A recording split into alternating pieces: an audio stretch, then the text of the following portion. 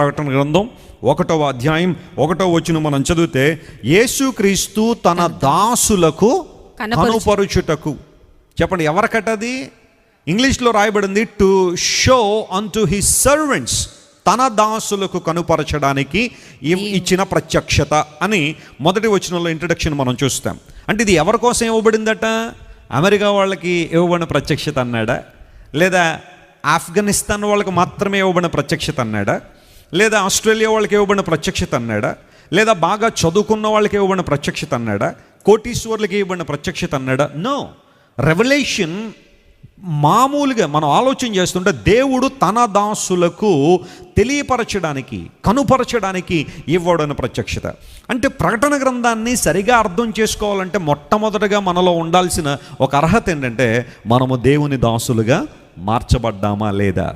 అపోస్తలుడైన పౌలు అంటాడు, మనం పాపము నుండి విమోచింపబడి నీతికి దాసులమైతిమి. నీతి అనగా రైచియస్నెస్ అనేది యేసుక్రీస్తు ప్రభు నుండి మాత్రమే మనం పొందుకున్నాం. ఒకప్పుడు మనందరం పాపానికి దాసులమే, అందరం కూడా పాప బానిసత్వంలో రగ్గిన వారమే, పాప బంధకాల్లో జీవించిన వారమే. కానీ యేసుక్రీస్తు ప్రభు తన రక్తాన్ని మన కోసం సిలువలో కార్చి మనలందరినీ తన దాసులుగా, తన సేవకులుగా, తను సేవించేవారుగా ఆయన మనల్ని మార్చుకున్నాడు. ఏ బాండ్ సర్వెంట్ అనే మాట పూర్వదినాల్లో ప్రాముఖ్యంగా పౌలు గారు ఆ మాటలు వాడిన, భక్తుడైన యోహాను గారు ఈ మాట వాడిన, బాండ్ సర్వెంట్ అంటే ఏంటో మొదటి శతాబ్దం వాళ్ళకి బాగా తెలుసు. ఎందుకోసం అంటే ఆనాడు రోమన్ ఎంపైర్, రోమా సామ్రాజ్యం వాళ్ళు ఎటు పడితే అటు వాళ్ళు యుద్ధాలు చేస్తూ అనేక జాతుల వారిని, అనేక ప్రాంతాల వారిని తమ దాసులుగా మార్చేసుకునేవారు.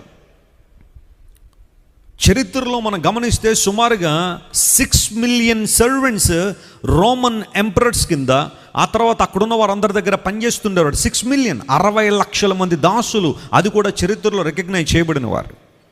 రోమన్ ఎంపైర్ పరిపాలన చేసే కాలంలో వారు ఎక్కువగా ఈ సర్వెంట్స్ అనే ఆ పదాన్ని ఎక్కువగా ఇష్టపడేవారు. తమ క్రింద పనిచేసేవారు, తమ ఆదేశానుసారంగా నడిచేవారు, తాము ఏం చెప్తే అది వారు చేయాలనే ఆశిస్తుండేవారు. అందులో బాండ్ సర్వెంట్ అనే మాట బహుశా ఇప్పుడున్న వాళ్ళకి పెద్దగా అర్థం కాకపోవచ్చు, కానీ ఫస్ట్ సెంచరీ వాళ్ళకి చాలా బాగా అర్థం అవుతుంది.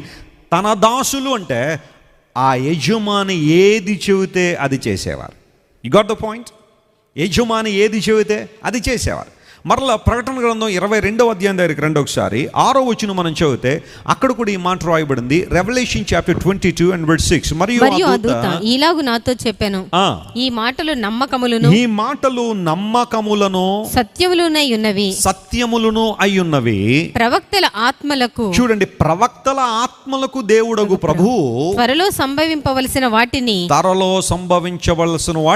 తన దాసులకు చూపుటకై.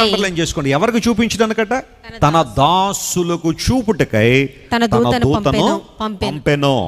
అంటే ఇక్కడ కూడా రెవల్యూషన్ 1:1 అండ్ రెవల్యూషన్ 22:6 మనం చదివినప్పుడు తన దాసులకు చూపుటకు అంటే, ఇప్పుడు జాగ్రత్త వినండి, ఎంతమంది అయితే ఈ కార్యక్రమం చూస్తున్నారో, దేవుని దాసులుగా మనం మార్చబడినప్పుడే ప్రకటన గ్రంథ మర్మములను, ప్రకటన గ్రంథ సత్యములను మనం సంపూర్ణంగా అర్థం చేసుకోగలము. మారు మనసు, రక్షణ అనుభవం లేకుండా నువ్వు దేవుని గ్రంథంలో కొన్ని విషయాలను అర్థం చేసుకోలేవు. అఫ్కోర్స్ సువార్త అనేది మనకు అందించబడుతున్నప్పుడు మన యొక్క ఫాలెన్ కండిషన్లోనే, అంటే పడిపోయిన స్థితిలోనే సువార్త వినడం ద్వారా మనం రక్షించబడినప్పటికీ కూడా బైబిల్లో కొన్ని ప్రాముఖ్యమైన అంశాలు మనం తెలుసుకోవాలంటే మనం పూర్తిగా దేవుని దాసులుగా ఏం చేయబడాలి? మార్చబడాలి. సో అదొక్కటే అర్హత. ప్రకటన గ్రంథం అర్థం అవ్వాలంటే మనం దేవుని దాసులుగా ఏం చేయబడాలి? మార్చబడాలి. ఎందుకంటే 2 చోట్ల బైబిల్లో దేవుడు తన దాసులకు ఇచ్చిన ప్రత్యక్షత లేదా తన దూతను పంపించాడని 2 చోట్ల మనం చూసాం. ఇప్పుడు గమనించండి, ప్రకటన అంటే అర్థం ఏంటి? What is the meaning of revolution? Bible గ్రంథంలో ప్రతి మాటకు ఒక అర్థం ఉన్నట్టే ప్రకటన అంటే అర్థాన్ని కూడా మనం గమనించాలి. As you know, new testament was return in Greek. New testament అంతా కూడా, క్రొత్త నిబంధన అంతా కూడా గ్రీకు భాషలో రాయబడింది. పాత నిబంధన అంతా కూడా ఏ భాషలో రాయబడింది? హిబ్రూ భాషలో రాయబడింది. అక్కడక్కడ కొన్ని భాగాలు మాత్రం అరామేక్ భాషలో రాయబడ్డాయి.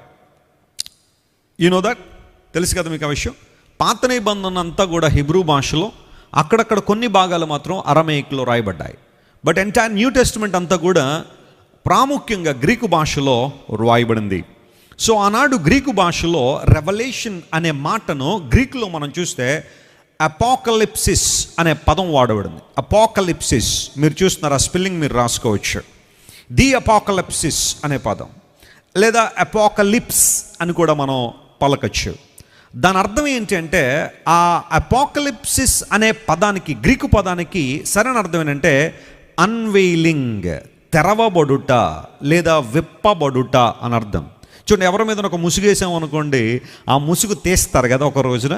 యూజువల్గా వివాహాలు జరిగేటప్పుడు క్రైస్తవ వివాహంలో పెండ్లి కూతురు మీద ఒక వెయిల్ ఉంటుంది, అంటే మొత్తం కనబడకుండా ఉండదు అనుకోండి, కొంచెం ట్రాన్స్పరెంట్గానే ఆ వెయిల్ ఉంటుంది. ఇప్పుడు దైవజనులు వేదిక మీదకి వచ్చిన తర్వాత ఆ యవనస్తులు ఇద్దరికీ కూడా ప్రమాణాలు చెప్పించిన తర్వాత ఆ వెయిల్ తీపిస్తారు, దాన్ని అన్వెయిలింగ్ అంటారు కదా. సో అపోకలిప్సిస్ అనే మాటకు కూడా అన్వెయిలింగ్ అని అర్థం, ముసుగు తీయబడుట అని అర్థం. అంటే దేవుడు జరగబోయే విషయాలను గురించిన ప్రత్యక్షత ఉన్నదన్నట్టుగా తెలియజేసిన సందర్భాన్ని మనం గుర్తించాలి. ప్రకటన, దానికి ఇంకొక పదాన్ని మనం వాడితే ప్రత్యక్షత అనే పదాన్ని కూడా మనం వాడచ్చు. ప్రత్యక్షత అంటే దేవుడు జరగబోయే వాటిని చూపించడం ద్వారా, ప్రత్యక్షపరచడం ద్వారా అసలు ఈ ప్రపంచం ఎటుపోతుంది, అంతం ఏంటి, దేవుడు ఎలాంటి వాడు, పరలోకం ఉందా లేదా, నరకం ఉందా లేదా, ఇలాంటివన్నీ కూడా మానవుడు తెలుసుకోగలిగాడు. ప్రపంచంలో బైబిల్ గ్రంథం చెప్పినంతగా జరగబోయే విషయాల గురించి కానీ, నిత్యరాజ్య సంగతులను కానీ మరి ఏ పుస్తకం చెప్పలేదని చెప్పడానికి ఒక బైబిల్ ఫాలోవర్గా నేను చాలా సంతోషిస్తున్నాను, అతిశయపడతాను. ఎందుకోసం తెలుసా?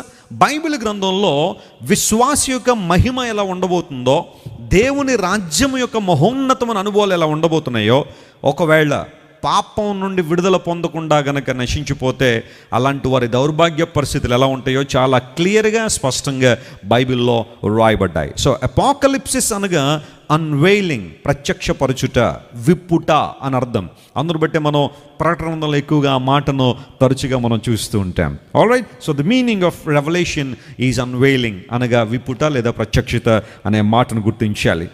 బైబిల్ గ్రంథంలో ప్రాముఖ్యంగా పరిశుద్ధ గ్రంథంలో 66 పుస్తకాలు ఉన్నాయి కదా. How many books are there in the Bible? 66. ఇవన్నీ కూడా ప్రాముఖ్యంగా మనం ప్రొటెస్టెంట్ బైబిల్లో 66 పుస్తకాలు మనం కలిగి ఉన్నాం. రోమన్ క్యాథలిక్ బైబిల్ ఇంకొన్ని ఎక్కువ పుస్తకాలు ఉన్నాయనుకోండి, తర్వాత ఆలోచించేద్దాం. కానీ క్యానన్లో 66 పుస్తకాలు మనం చదువుతున్న పరిశుద్ధ గ్రంథం. సో ఈ 66 పుస్తకాలని మనం 5 విభాగాలు చేద్దాం. 5 విభాగాలు మనం చేస్తే ఒక్కొక్క విభాగం ఏం చెబుతుంది అని గనక మనం ప్రశ్నించుకుంటే, బైబిల్ గ్రంథంలో ప్రియులరా తోరా ఉంది లేదా ఓల్డ్ టెస్టమెంట్, ఆ తర్వాత ప్రవక్తల గ్రంథాలు, ఆ తర్వాత సువార్తలు, ఆ తర్వాత పౌలు గారు రాసిన పత్రికలు, చివరిలో ప్రకటన గ్రంథం. సో ఈ 66 పుస్తకాలని కూడా మనం 5 విభాగాలు చేస్తే what the Bible is all about, Bible గ్రంథం మనకి ఏం చెబుతుంది, అసలు ఏ విషయాలు బైబిల్లో ఉన్నాయని ఆలోచన చేస్తే బైబిల్ గ్రంథాన్ని 5 విభాగాలు చేద్దాం. ఒకసారి మీరు చూడండి, మొట్టమొదటి విభాగం ఓల్డ్ టెస్టమెంట్. ఓల్డ్ టెస్టమెంట్కి ఒక టైటిల్ మనం పెడితే the old testament is the preparation అనగా మెస్సియా ఈ లోకానికి రాబోతున్నాడు, మొదటి రాకడ కొరకు సంబంధించిన ప్రిపరేషన్ అంతా కూడా మన ఓల్డ్ టెస్టమెంట్లో మనం చూస్తాం. ఓల్డ్ టెస్టమెంట్లో ప్రాముఖ్యంగా ప్రస్తావించబడిన అనేక విషయాలు యేసుక్రీస్తు ప్రభు చిత్రాన్ని మనకు చూపిస్తాయి, యేసు ప్రభు రూపాన్ని మనం చూస్తాం. ప్రత్యక్ష గుడారం కానీ, సొలొమోన్ టెంపుల్ కానీ, అరణ్య యాత్రలో జరిగిన అద్భుతాలు కానీ, మేఘస్తంభం, అగ్నిస్తంభం కానీ, ఇవన్నీ కూడా యేసుక్రీస్తు ప్రభు యొక్క చిత్రాన్ని, ఆ రూపాన్ని మనకు చూపిస్తూ ఉన్నాయి. So the old testament is the preparation. రెండవది ద గాస్పుల్స్ ఆర్ మేనిఫెస్టేషన్. సువార్తలు అనేవి మెస్సియాను మనకు మేనిఫెస్ట్ చేశాయి, ప్రత్యక్షపరిచాయి. యేసు ప్రభు ఈ లోకానికి వచ్చి ఆయన దేవుడై ఉండి ఈ లోకానికి మన కోసం దిగి వచ్చి రక్షకునిగా, జగద్రక్షకునిగా ఆయన సిలువ మీద చేసిన ప్రతి కార్యాన్ని సువార్తల్లో మనం చూస్తున్నాం.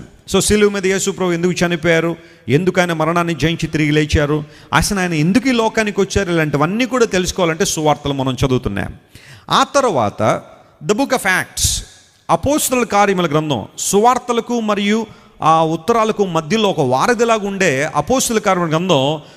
The book of acts is the propagation, సువార్తను ప్రకటించే ఆ వినూత్నమైన ఒరవడి, ఒక విప్లవాత్మకమైన సువార్త ప్రకటన అపోస్తలుల కార్యముల గ్రంథంలో మనం చూస్తాం. ఏ విధంగా సువార్త ఖండాలు దాటి, సముద్రాలు దాటి అనేక ప్రాంతాలకు వెదజల్లిపోయిందో, యాక్ట్స్లో మనం చూస్తాం. నిజమే, ఆనాడు అపోస్తులైన వారు, అంటే యేసు ప్రభు శిష్యులైన వారు, ఆ తర్వాత అపోస్తులుగా పిలువబడిన వారు పౌలు కానీ బర్నబా కానీ ఇంకొంతమంది యేసు ప్రభు శిష్యులు మాత్రమే కాకుండా ఆ తర్వాత కొంతమంది కూడా అపోస్తులుగా పిలువబడ్డారు. ఆ తర్వాత సువార్థికులు, ప్రవక్తులు, ఇంకా చాలామంది దేవుని సువార్తను అనేక ప్రాంతాలకు తీసుకెళ్లారు. సో మొదటి శతాబ్ద కాలంలోనే మన భారతదేశానికి కూడా యేసు ప్రభు సువార్త వచ్చింది. సెయింట్ థామస్, యేసు ప్రభు శిష్యుడైన తోమా గారి ద్వారా మన భారతదేశంలో సువార్త వచ్చేసింది. చాలామంది అనుకున్నట్టుగా బ్రిటిష్ వాళ్ళ కాలంలో క్రైస్తవం వచ్చింది, అసలు అంతకుముందు అసలు యేసు ప్రభు అంటే ఎవరికి తెలియదు అన్నట్టుగా ఈ రోజున కొంతమంది వాదిస్తున్నారు. కానీ అది సమర్థనీయమైన వాదన కాదు. యేసు ప్రభు యొక్క సువార్త మొదటి శతాబ్ద కాలంలోనే తక్కిన ప్రపంచానికి ఏ విధంగా సువార్త వెళ్ళిపోయిందో అలాగే మన దేశానికి కూడా ఏమొచ్చేసింది, సువార్త వచ్చేసింది తోమా గారి ద్వారా. తోమా గారు మాత్రమే కాదు, భారతదేశానికి ఉన్న ఆ భాగ్యం ఎంత గొప్పది అంటే యేసు ప్రభు దగ్గరున్న ఇద్దరు శిష్యులు, ఒకటి తోమా, రెండవది నతనయేలు, ఆయన్నే బర్తిలోమయి అని కూడా పిలుస్తాం. సో ఆయన కూడా భారతదేశం వచ్చాడు.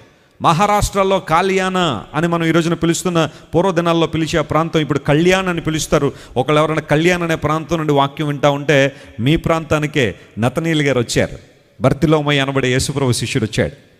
ఆయన కూడా అక్కడ దేవుని సువార్త పరిచర్య చేశారు. సో ఇద్దరు యేసు ప్రభు శిష్యులు మన భారత గడ్డ మీద అడుగుపెట్టి సువార్తను ప్రకటించారు. దేవుడు వచ్చాడు ఈ భూమి మీదకి నరావతారుగా, ఆయన అంగీకరిస్తే పరలోకం అనే ఒక అద్భుతమైన సువార్త వారు ప్రకటించారు. So the gospel is all about the book of acts is all about propagation, సువార్త ప్రకటన అనే విషయాన్ని గుర్తించాలి.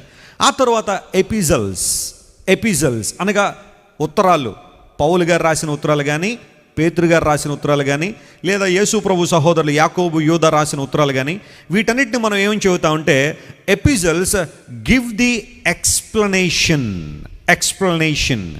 ఎందుకు యేసు ప్రభు దేవుడయ్యాడు, ఎందుకు ఆయన శిలువ మీద మరణించారు, ఎందుకు ఆయన తిరిగి రాబోతున్నాడు, ఇలాంటి విషయాలన్నీ కూడా మనందరికి అర్థమయ్యే రీతిలో ఈ పత్రికలు మనకి ఎక్స్ప్లెయిన్ చేస్తున్నాయి. And finally the book of revolution, A unique book in the Bible. పరిశుద్ధ గ్రంథంలో ఒక ప్రాముఖ్యమైన ప్రత్యేకమైన స్థానంలో ఉన్న పుస్తకం ప్రకటన గ్రంథం. The book of revolution is the consummation అంటే ఈ ముగింపు గురించిన విషయాలు.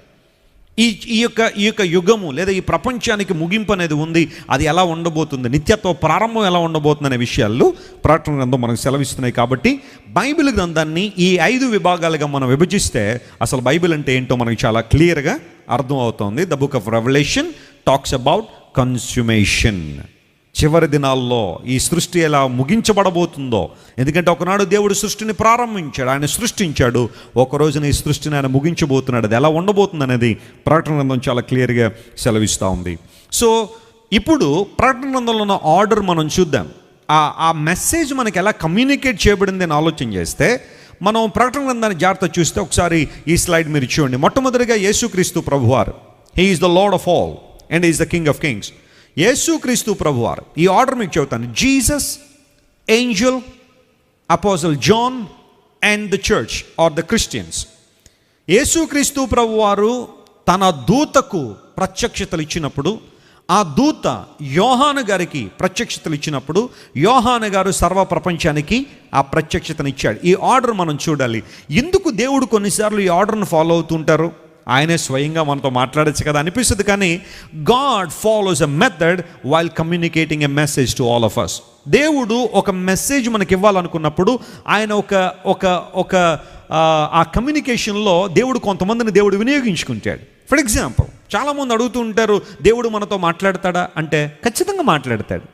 మరి ఎప్పుడు కూడా నాకు ఎవరో మా ఆయన గారు మాట్లాడుతున్నట్టుగా ఎప్పుడు వినబడలేదేంటండి, లేదా నా భార్య మాట్లాడుతున్నట్టుగా ఎప్పుడు కూడా దేవుడు నాతో మాట్లాడినట్టు నాకు బహిరంగంగా ఆ స్వరం ఎప్పుడు వినబడలేదేంటని కొంతమంది అడుగుతూ ఉంటారు. అయితే గమనించండి, దేవుడు మాట్లాడే విధానాలు ఎలా ఉంటాయి?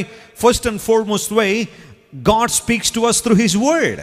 దేవుడు తన వాక్యము ద్వారా మనతో ఏం చేస్తాడు? ఆయన మాట్లాడతాడు. ఆయన వాక్యం ద్వారా తన స్వరాన్ని మనకు వినిపింపజేస్తుంటాడు. మన స్థితిగతులను గమనించిన దేవుడు, మన పరిస్థితిని గమనించిన దేవుడు తన వాక్యం ద్వారా మనతో మాట్లాడతారు. రెండవది, దేవుడు కొన్నిసార్లు లేఖనాలను పరిశీలన చేస్తే God used dreams and visions.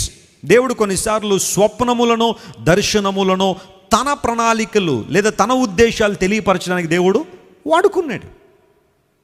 ఆయన చిత్తానుసారంగా దర్శనములు స్వప్నముల ద్వారా తన ఉద్దేశాన్ని ఆయన ప్రపంచానికి తెలియచేశాడు. ఆ తర్వాత దేవుడు పరిశుద్ధాత్మ ద్వారా, ఆత్మ ప్రేరేపణ ద్వారా, ఇన్స్పిరేషన్, మన లోపల ఒక ప్రేరేపణ ఇవ్వడం ద్వారా దేవుడు కొన్ని సంగతులు మనతో మాట్లాడుతున్నారు, లేదా మన పూర్వదినాల్లో ఉన్న పెద్దలతో దేవుడు మాట్లాడాడు. ఆత్మ ప్రేరేపణ ద్వారా దేవుడు కొన్ని విషయాలు మనతో మాట్లాడుతున్నారు. ఆ తర్వాత పరిస్థితుల ద్వారా, సర్కమ్స్టాన్సెస్ ద్వారా దేవుడు మనతో మాట్లాడుతుంటే, ఒక పరిస్థితి మనం అనుకున్నట్టు జరగనప్పుడు, దేవా ఎందుకు ఇలా జరుగుతుందని ప్రశ్నించినప్పుడు దేవుడు కొన్ని విషయాలు ఆ పర్టికులర్ టైంలో మనతో మాట్లాడుతూ ఉంటాడు. అదేవిధంగా దేవుడు తన సందేశాన్ని కొన్నిసార్లు తన దూతల ద్వారా కూడా మనకు పంపించాడు. God used his angels. Angelic ఆ డిస్పెన్సేషన్ గురించి ఆలోచన చేస్తే చాలా విషయాలు బైబిల్లో ఉన్నాయి. అయితే దేవుని దూతలు ఆయన వర్తమానాన్ని కొన్నిసార్లు ఏం చేశారు చెప్పండి, చెబుతా ఉన్నారు. అందును బట్టి మనం రెవల్యూషన్ 22:6 మనం చూసాం, దేవుడు తన దాసులకు ప్రత్యక్షత ఇవ్వడానికి లేదా కొన్ని విషయాలు తెలియచేయడానికి తన దూతను పంపెను అని, తన దూతను పంపాను. అందును బట్టి రెవల్యూషన్లో ప్రాముఖ్యంగా మనం చూస్తూ ఉన్నప్పుడు ఆయా సందర్భాల్లో దేవుని దూత, బలిష్ఠుడైన దేవుని దూత నాకు కనబడి లేదా నాతో మాట్లాడే అనే మాటలు ఆ తర్వాత గ్రంథంలో ఆ అధ్యాయంలో మనం చూస్తూ ఉంటాం. So Jesus, angel, John and the church are Christians, ఆ మెసేజ్ ఆర్డర్ ఆ విధంగా ప్రకటన గ్రంథంలో మనం చూస్తూ ఉంటాం. ప్రియులారా గమనించండి, what is the purpose of revolution? దేవుడు ఎందుకు ప్రకటన గ్రంథాన్ని రాయించాడు బైబిల్లో అంటే, ఇప్పటివరకు చాలా విషయాలు మనం విన్నాం. అయితే 2 క్లాసిక్ టైటిల్స్ ఇస్తాను, జాగ్రత్తగా గమనించండి. వై రెవల్యూషన్, లేదా ఎందుకు దేవుడు ప్రకటన గ్రంథాన్ని ఉంచాడు? What is the purpose of this book? యూజువల్గా ఎవరైనా ఓ పుస్తకం రాశారనుకోండి, దానికి ఒక పర్పస్ ఉంటుంది. యూత్ని చేరుకోవడానికో, చిన్నపిల్లల్ని చేరుకోవడానికో, లేకపోతే ఒక పర్టికులర్ విభాగాన్ని చేరుకోవడానికో మేము పుస్తకాన్ని రాసామని ఆ రైటర్ ఆ పుస్తకం పైన రాస్తూ ఉంటారు. What is the purpose of revolution? దేవుడు ఎందుకు ప్రత్యక్షతనిచ్చాడు? ఈ గ్రంథాన్ని మనకి ఎందుకు ఇచ్చాడంటే, నెంబర్ 1 జాగ్రత్త చూడండి, a stern warning to unbelievers to repent. ఇంకా ఎవరైతే అవిశ్వాసంలో ఉన్నారో, మారు మనసు పొందలేదో, రక్షణ పొందలేదో, వారందరూ మారు మనసు పొందినట్లుగా దేవుడు ప్రకటన గ్రంథాన్ని మన కోసం రాయించారు. అంటే కొన్ని సందర్భాల్లో ఈ వచనాలను లేదా ప్రకటన గ్రంథాన్ని ఇవ్వడంలో దేవుని ఉద్దేశాన్ని మనం గమనించినప్పుడు, మారు మనసు ఎవరైతే ఇంకా పొందలేదో వారందరూ మారు మనసు పొందినట్లుగా, రక్షణ పొందినట్లుగా ఒక వార్నింగ్ మెసేజ్ రెవల్యూషన్లో మనం చూస్తాము. రెండవది ఏంటి అంటే, జాగ్రత్తగా గమనించండి, an encouragement to God's people to persevere. పెర్సువీరెన్స్ అంటే సహించుట, ఓర్పు కలిగి ఉండుట. పేతురు భక్తుడు అంటాడు, మీరు యేసు ప్రభు రాకడ కొరకు ఓపికతో కనిపెడుతున్నారన్నాడు. సహనం, ఓర్పు మనకు కావాలి. కొన్నిసార్లు అడుగుతుంటాం, ఇంకెంతకాలం ఉండి యేసు ప్రభు రావాలి, ఇంకెంతకాలం ఉండి ఆలస్యం చేస్తాడు, రమ్మనండి ఆయన త్వరగా. ఏంటంటే నేను ఈ కష్టాలు సహించలేకపోతున్నాడు, ఈ బాధలు పడలేకపోతున్నాడు, మా ఆయన గారితో బాధలు పడలేకపోతున్నాను, నా భార్యతో బాధలు పడలేకపోతున్నాను, వచ్చేమన్నాడు త్వరగా యేసు ప్రభు అని. అంటే నీ భర్త భార్య గొడవల నుండి విడుదల పొందడానికి యేసు ప్రభు వచ్చేయాల. సువార్త ప్రకటన, దేవునికి రాజ్య సువార్త వ్యాపించబడాలనే కోరిక కొన్నిసార్లు ఉండదు, కానీ భర్త పాటలు పడలేకట యేసు ప్రభు వచ్చేస్తే బాగుండు అనుకోండి చాలామంది. అంటే ఆయన ఎందుకు ఈ లోకానికి వస్తున్నాడు, ఏం చేయడానికి ఈ లోకానికి ఆయన రెండోసారి రాబోతున్నాడు అన్న అవగాహన చాలా మందిలో కనబడటం లేదు. ఓపికతో, సహనంతో దేవుని బిడ్డలు ప్రభువు కొరకు కనిపెట్టడానికి వీలుగా ప్రకటన గ్రంథాన్ని దేవుడు మనకిచ్చాడు. ఇప్పుడు let's come to the writer of the book of revolution. ప్రకటన గ్రంథాన్ని ఎవరు రాశారు అంటే, ఆబ్వియస్ ఆన్సర్ మనం చూసాం, భక్తుడైన యోహాను గారు, అపోస్తలుడైన యోహాను గారు. Revelation chapter 1:1 and 1:4 and 1:9 and Revelation chapter 22:8. ఇవన్నీ మనం చదివితే ఈ వచనాలన్నింటిలో కూడా ప్రకటన గ్రంథాన్ని రాసిన వారు యోహాను గారని చాలా క్లియర్గా బైబిల్లో ఉంది. ప్రకటన గ్రంథం 1వ అధ్యాయం 1వ వచనం, 1వ అధ్యాయం 4వ వచనం, 1వ అధ్యాయం 9వ వచనం, 22వ అధ్యాయం 8వ వచనం. ఈ 4 వచనాలు మనం చదివితే క్లియర్గా భక్తుడైన యోహాను గారు, అపోస్తలుడైన యోహాను గారు ఈ ప్రకటన గ్రంథాన్ని రాశారని మనకు అర్థమవుతా ఉంది. ఆయన జబది అనబడే ఒక వ్యక్తి యొక్క కుమారుడై ఉన్నాడు. ఈయనకు సహోదరుడు ఉన్నాడు. ఆయన పేరేంటి చెప్పండి? యోహాను గారి సహోదరుడు యాకోబు. వాళ్ళిద్దరిని కూడా బైబిల్లో ఉరిమిడివారు అని యేసు ప్రభు పేర్లు పెట్టారు. ఆ పేరుకు బోయనెర్గెసు అనే ఒక పదాన్ని కూడా మనం వాడతాం. సో అలాంటి యోహాను యేసుక్రీస్తు ప్రభు యొక్క ప్రత్యక్షతను లోకానికి అందించాడు. So the writer of revolution is apostle John, అపోస్తులైన యోహాను గారు. ఈయన ఎక్కడి నుంచి ఆ గ్రంథాన్ని రాశాడు, దాని వెనకాల ఉన్న చరిత్ర ఏంటి అనేది మనం కొంచెం ఆలోచన చేస్తే చూడండి, మొదటి శతాబ్ద కాలంలో శిష్యులు, యేసు ప్రభు శిష్యులు ఆయా ప్రాంతాలకు వెళ్ళి సువార్తను ప్రకటిస్తున్నారు. The gospel is nothing but Jesus Christ sacrifice on the cross. యేసుక్రీస్తు ప్రభు శిలువ మీద చేసిన త్యాగాన్ని, యేసే దేవుడు అని లేఖనాలు, ప్రాముఖ్యంగా పాత నిబంధన లేఖనాలు ఎవరి గురించి చెబుతున్నాయో అవన్నీ కూడా వారు ఒప్పింపజేస్తూ సువార్తను ప్రకటిస్తాయి, ఆ ప్రాంతాలకు వెళ్తున్నారు. భక్తుడైన యోహాను గారు, యేసు ప్రభు రొమ్మున ఆనుకుని జీవించిన వ్యక్తి యోహాను భక్తుడు ఎఫెసి అనే పట్టణంలో, లేదా ఎఫెస్ అనే పట్టణంలో ఆయన సువార్త ప్రకటించడానికి వెళ్ళాడు. చరిత్ర చెబుతున్న విషయాలు ఏంటంటే, శిలువ మీద యేసు ప్రభు చనిపోతున్న వేళ ఆయన మరియమ్మ గారిని ఎవరికి అప్పగించాడు? యోహాను గారికి అప్పగించాడు. యోహాను గారు ఈయనే యేసు ప్రభు శిష్యుడైన యోహాను. సో ఇతనికి మరియమ్మ గారిని అప్పగించి, ఇదిగో ఈ రోజు నుండి ఈమె నీ తల్లి.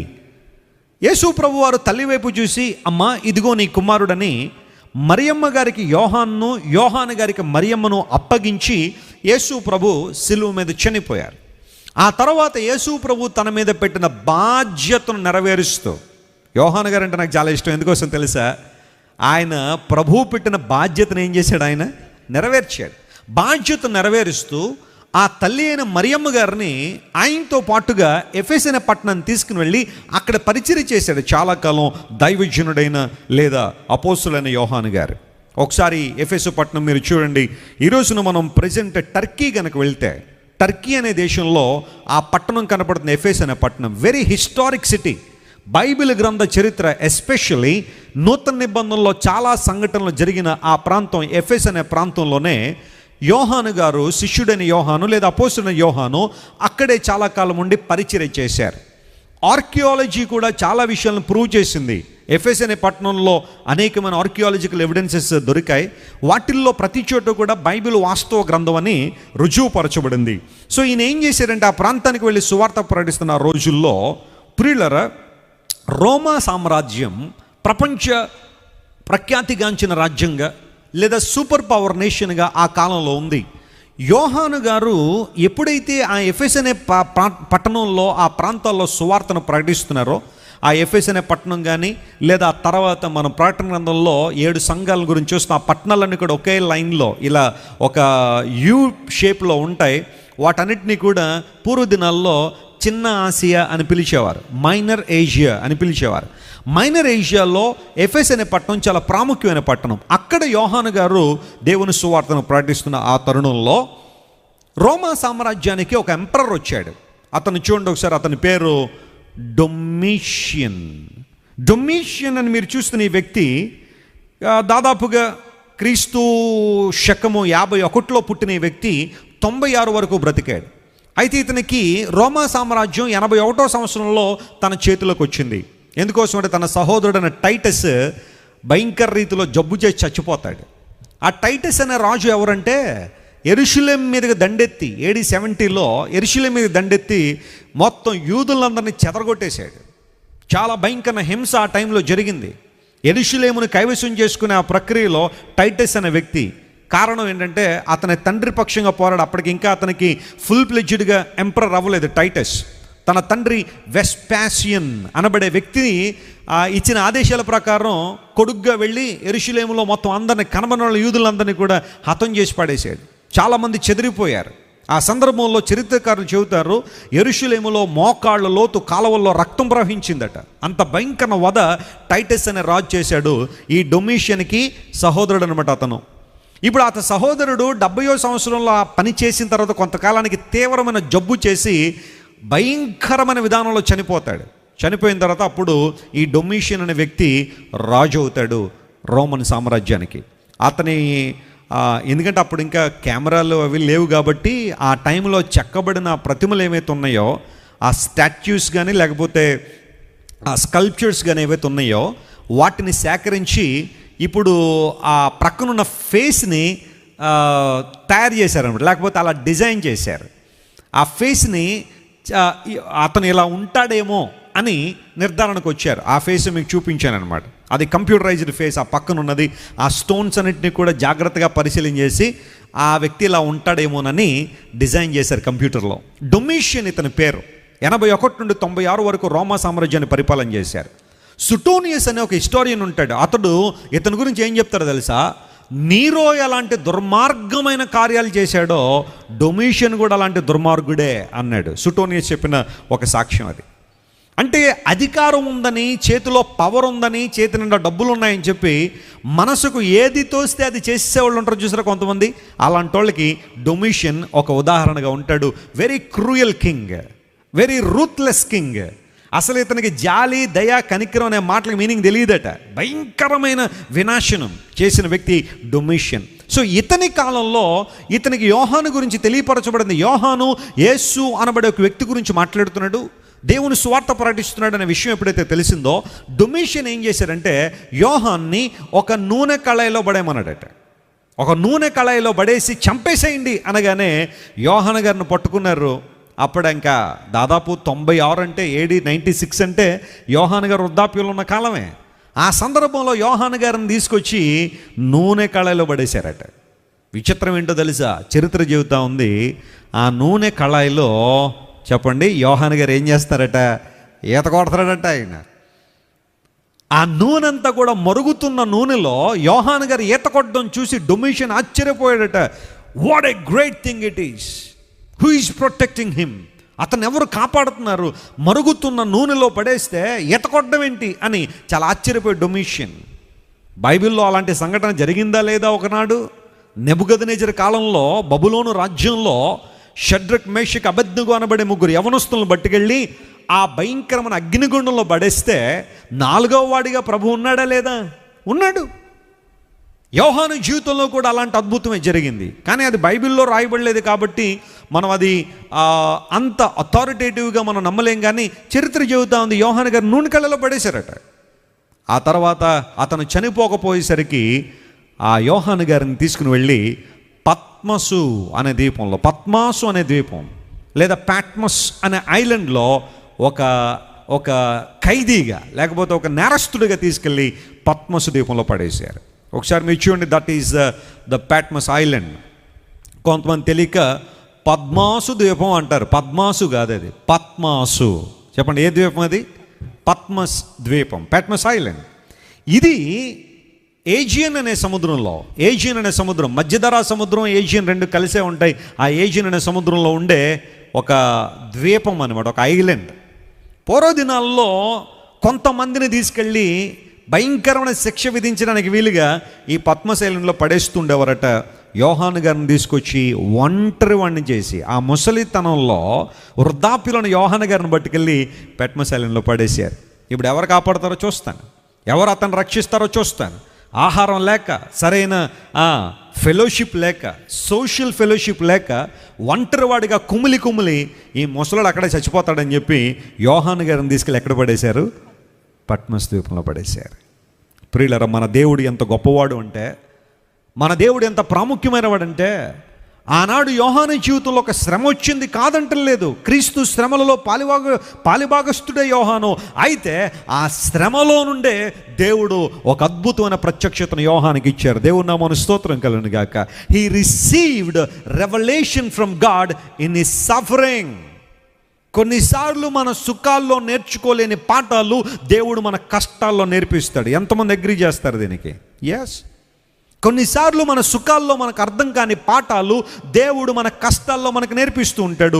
క్రీస్తు నిమిత్తం శ్రమ అనుభవించిన యోహాన్ని తీసుకెళ్ళి ఒంటరివాడిగా పడేస్తే పద్మసు ద్వీపంలో అతడు ఒంటరిగా ఉన్న ఆ కాలంలో దేవుడు పరలోకాన్ని ఏం చేశాడు? తెరిచాడు.